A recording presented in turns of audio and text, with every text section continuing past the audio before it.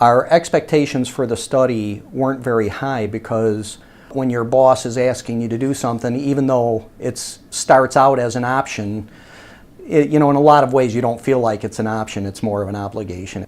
I actually thought it was going to be almost more of a classroom or a learning environment and then discussing with your team what you've learned. So I was actually picturing it as much more of a traditional learning setting than I was compared to what it ended up being. It's a very different picture than what you perceive on just a first impression or a first meeting. And what you find is really everybody has a lot of good things in their lives, but they have the hard things also. And I really came away from the program honestly believing that we're all created equal in that fact that nobody has the perfect situation or the perfect setting. The 5 years since the program has ended, the benefit to me on that is that I've yet to find a single person that I would want to trade places with. So regardless of the fact that we all have our ups and downs in life, I'm very happy with the life I have, the family I have, the friends I have, and wouldn't want to be anybody else.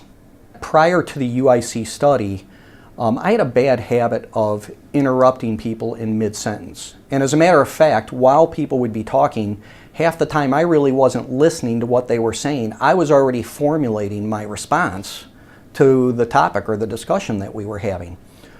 What I noticed after about 6 months going through the program on our monthly meetings, I noticed that actually in retrospect, that was a habit that I had eliminated. I was listening more and I was no longer interrupting people.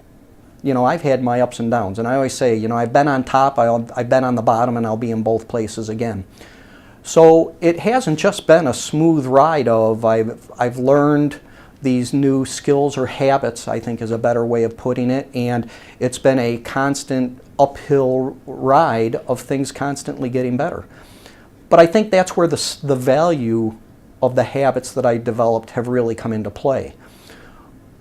As I was going through good times in my work environment and I respected all of those around me, I found that they were really much more collaborative and willing to help and work with me.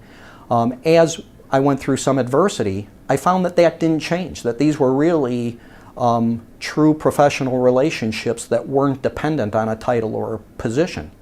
Now that the program has ended 5 years later and I see how much it continues to be part of who I am and who I develop into, now it's even more so of a benefit, and I just count my blessings that I wasn't in the control group and that I ended up being in the study.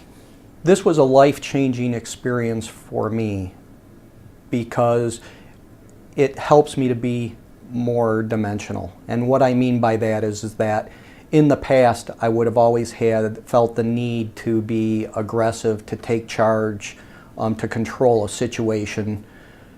And what I found is that being a good leader means that sometimes you have to be strong, make solid decisions, and take charge. But sometimes being a good leader also means taking a step back and helping others to be successful.